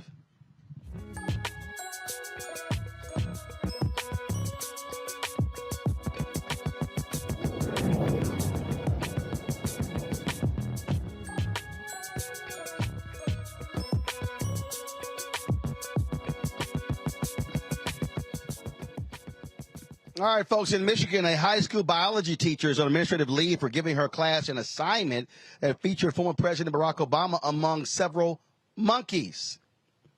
Yeah, the assignment given to students at the Roper School in the Detroit suburb of Birmingham as which of the following are primates? Since then, the school has issued the following statement about the incident. On behalf of Roper School's leadership, we want to acknowledge the disturbing racial offense contained in an assignment with an upper school class last week. The choice to use this piece of curriculum was completely inconsistent with our school's philosophy and mission, and we sincerely apologize for its use and the harm it has caused. While the teacher has taken responsibility and admits the mistake of not properly vetting the resource, we know that that is not enough, and she has been placed on administrative leave until further notice. The Roper School was founded in 1941 by educational pioneers George and Anne-Marie Roper, who, after fleeing Germany to escape Nazi persecution, established our school with the goal of educating children to become thoughtful, humane adults. As a school with a deep commitment to social justice for over 80 years, we must demonstrate greater care in the selection of content designed to guide our students. We remain committed to doing the important work of educating ourselves and the community in diversity, equity, inclusion, and justice, and yet on this occasion, we did not live up to those core values. We know that our work in cultural competencies is vital and it must be ongoing to ensure an inclusive learning environment for our students. Michael, this is simple. Fire that damn teacher. Well, Roland, yeah, not only fire the teacher, but who approved the curriculum? Who approved this assignment? This assignment originated at Duke University in 2010. Okay, Fox 2 News, they're the ones that reported this. They had they reported this on Wednesday, and then the story blew. I think they reported on Tuesday that the story blew up, and then Thursday, the Roper School had to cancel school that day because they were getting threats because this story went viral. So I saw the first story Fox 2 News did, and then I saw the follow-up story that the school has been closed. So one, who approved this curriculum? Two, yeah, fire the teacher. But three, the other thing is when you look at that picture, President Barack Obama is the only human in that picture with the other animals. So the other thing I'm looking at is, well, wait a second. Why did this originate at Duke University? What's Duke University doing? But this is why the Southern Poverty Law Center, Roland, they have a study called Teaching Hard History, American Slavery. It's about a 52-page document, Teaching Hard History, American Slavery. And what it does is it documents how the history of slavery is incorrectly taught in schools all across the country. And then they make numerous recommendations on how to better teach the history. Every school in this country needs to adopt that. But yeah, it's more than one person needs to be fired or at least investigated here. So this makes no sense whatsoever. Let's talk about this here. The University of Central Florida, they are being forced to reinstate a longtime tenured professor who was fired after comments he made on Twitter were roundly condemned in the aftermath of the death of George Floyd. The arbitrator said the university failed to show just cause for firing Charles Negi, author of the book White Shaming, Bullying Based on Prejudice, Virtue Signaling, and Ignorance. The university is not going to challenge this ruling. They're going to have to reinstate him with tenure pay and benefits, and will work with him, quote, on the details of his work assignment for the fall term. And again, these particular, he was taught there for 22 years, was tenured for 18 years, and people, again, were not happy at all with the things that he was tweeting. Matt, they talked about how this was, of course, violating the collective bargaining agreement, and when people don't realize tenure, you're essentially guaranteed a job for life. It is very difficult to fire a tenured professor, even if they make what some might consider to be racist comments. Yes, but beyond that, the thing that I found absurd about this story is that he was actually fired for making a hostile learning environment. So it seems like the one thing that would be just cause for a tenured professor would be if he is making his students uncomfortable by what he's saying in class and by the environment that he's creating. I mean, the whole idea of a professor is to impart upon their students the information, right? So if the students feel like it's a hostile learning environment, I'm really confused how the University of Central Florida found that that was not just cause to fire him. And in fact, he was brazen enough to say he intends to sue the school. So this is one that I'm really interested in seeing how this investigation was conducted, because it seems like the whole reason he's there is to make students learn. And if the students are not comfortable learning from him, then it seems like his tenure should be revoked, and that should be just cause. And Kelly, there were students who, after they heard about this arbitrator's ruling, said they were shocked and stunned. They felt that they had to deal with discrimination and racism in the classroom. My thing is, the whole premise of being tenured is that you have proved yourself worthy of working at that school for until you decide to retire.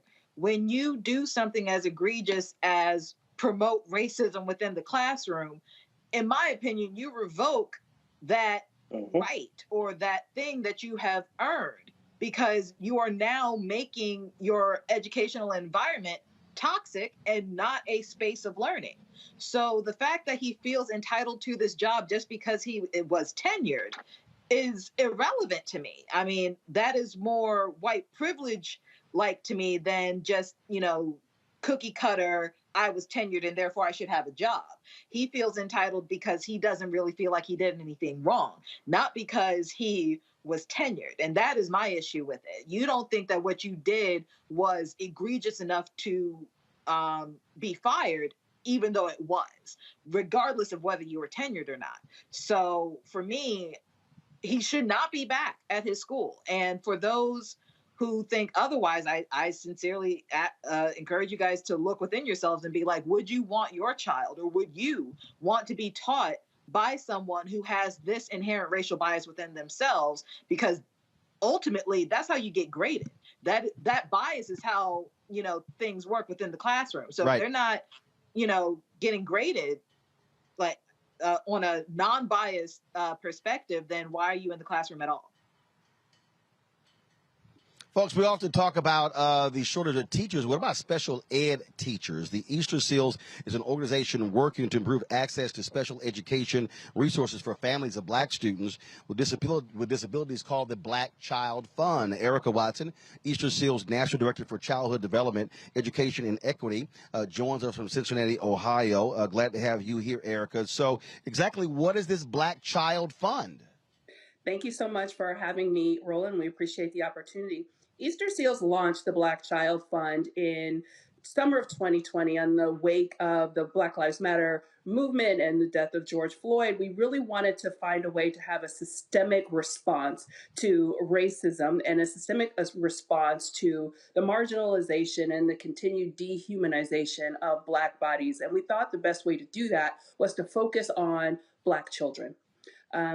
As you know, Easter Seals is the nation's oldest and largest disability rights organization. And so our work really falls at the intersection of race and disability. And what the Black Child Fund seeks to do is to, quite frankly, become the leading voice in understanding and addressing disparities in educational outcomes for children who reside at the intersection of race and disability, with a specific and intentional focus on Black children.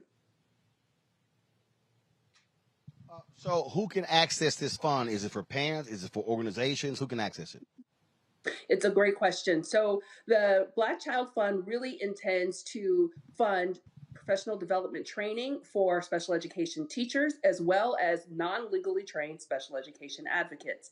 You can access, teachers, advocates can access this training right now, free of charge from the Easter Seals website. If you go to easterseals.com and search for the Intersection Collective, you will be directed to our free curriculum, which really intends to teach what it is to have an anti-Black lens on when you are engaging with students, what it is to do culturally responsive family and community engagement in support of Black students, and really to help parents learn to navigate the IEP and the 504 process on behalf of their students. Additionally, we offer curriculum and resources to help students themselves and parents learn to become the best self-advocates that they could possibly have. Because we know without a shadow of a doubt that if you create a rising tide that really serves the needs of the most marginalized students, all students achieve more and perform better. So that's really what the Black Child Fund is intending to do, is to be the engine that creates that rising tide that floats all boats. But specifically helping anyone who seeks to educate or service Black children with special education needs do it with a more culturally competent and racially responsive pedagogical lens. All right, then. Well, look, that is critically important. We appreciate the work Easter Seals is doing, and certainly we can never forget about the need for special education teachers when we talk about this shortage around the country. Where can people go to get more information about this Black Fund? You can come visit us online at easterseals.com and search Black Child Fund. You'll find it on our website. You can also take advantage of our social media outlets. We're Easter Seals HQ on Twitter. We are Easter Seals on Facebook, and we are Easter Seals HQ on Instagram. Any of those vehicles will bring you directly to us, and you can learn more about the amazing work that our network of affiliates are currently doing, particularly in the early childhood space with our Early Head Start and Head Start programmings. We serve over 7,000 students across the country in Early Head Start and Head Start, and we're doing all of this work, again, with an intentional and specific lens on how do we better serve and educate students that reside at the intersection of race and disability, with a unique and intentional focus on Black children at that intersection. All right, Erica, we appreciate it. Thanks a lot. Of course. Thank you so much. Thank you. Folks, a little bit earlier today here at Yakes High School in Houston, I presented for the second year scholarships to 3 students here at JY, which I graduated from here in 1987. These are the 3 winners here, and I had an opportunity for them to share a few words about them winning. Roll it. Hello, everybody. My name is Mario Alvarado. I'll be pursuing a degree in computer science this fall, and I will be attending Colgate University in upstate New York. What I want to do with my degree is start my own company, like a software company. When I was younger, my parents used to live in Katy, where it was predominantly Hispanic. My area was mostly Hispanic, and I didn't know any English when my father got deported and we came to Houston. So that was like really difficult for me. And then to learn English fast, I used an app called Duolingo. I don't know if y'all familiar with that app. And when I got to the 5th grade, I was like struggling mentally, and then I was like depressed, and seeing that my mom was depressed, I wanted to make change. I learned how to speak English using Duolingo, and by the time I got to the 6th grade, I was speaking English fluently. I don't know if you can tell from right now, but yes. So with my degree, I'm planning to start my own platform that helps other students achieve the same goal that I did, which was to learn a new English, whether it be for fun or whether it be for, for your own needs like it was for me. Thank you. Hi, my name is Kendi Colin, and I'll be going to Howard University for the fall, and I'll be studying early childhood education. I want to open up my own daycare. I love working with younger children. Mama always tell me, Kendi, I don't know how you do it. I don't know. I don't have the patience for it, but you do. I don't know how you're going to do it. And that's just something I'm really passionate about. I love seeing little kids learn new things and just be able to enjoy themselves. So I'll be opening up my own daycare. I'm Kaylee. I will be attending University of St. Thomas in the fall to study psychology. And my reason for studying psychology would be to eventually become a therapist, because even now, I've always had friends who like to tell me about their problems, and I really like giving solutions. So being able to make people feel better and put them into a better space in their life would help me, and also helping people. So that's what I want to do.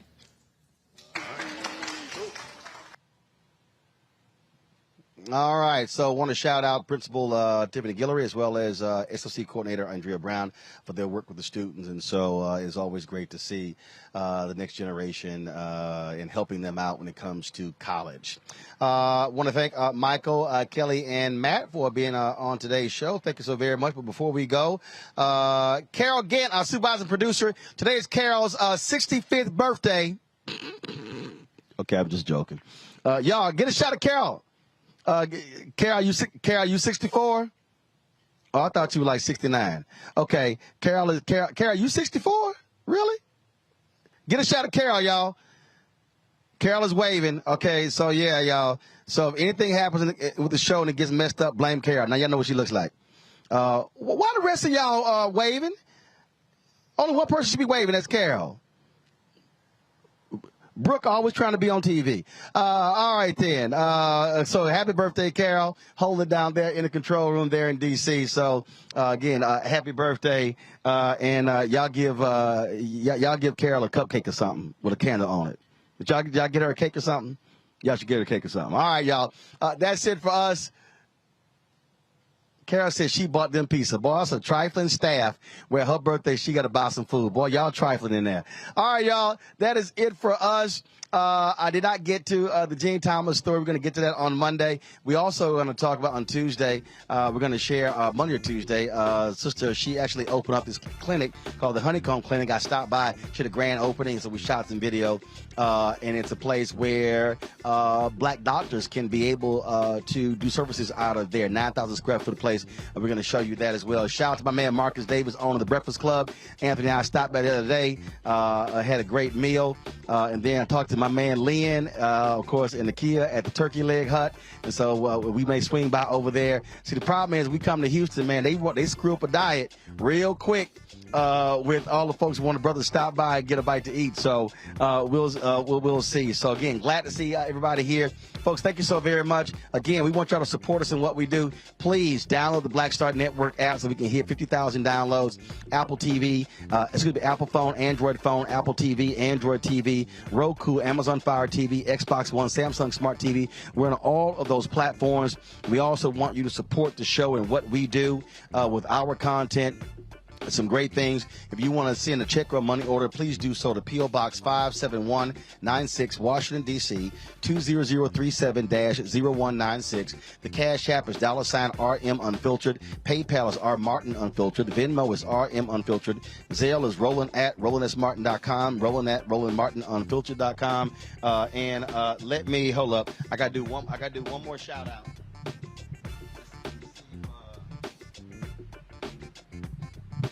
One more shout out. Y'all hold on. We almost done. Let me see if I can pull this thing up. Let's see here. Almost done. Let me pull this thing up. So let me shout out my brother's son, Chris. Today, my man Chris had his 8th grade graduation. I'm going to pull it up in a second. Let me shout out my niece, Anna. This is her. She graduated from community college on her way to North Texas. Her mama is an artist, and so she's always doing all kind of stuff. So congratulations to Anna Bird. Way to go, Anna Bird. And so I thought that Chris's photo was, see, you know, when the family always mess stuff up, they send stuff to the wrong group. And so Chris was in the... They send stuff in the group family text as opposed to sending it to the group me. And so let me go ahead and do this now. So again, my man Christopher Martin, my little man, he's no longer little. Here he is with his bow tie, 8th grade graduation, going to high school next year. And so I'm about to go to the house and see my man and congratulate him on 8th grade graduation. That's it, y'all. We got to go. I appreciate all the folks here at Jack Yates and HISD allowing us to be able to broadcast from here.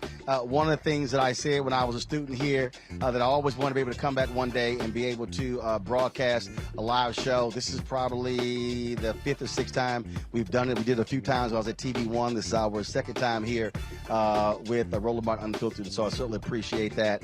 And so thank you so very much. We always end the show every Friday, of course, showing you all the people who are contributors to our show. We thank them, their dollars that make it possible for us to do what we do. So thank you so very much, folks. Y'all have an absolutely fabulous weekend.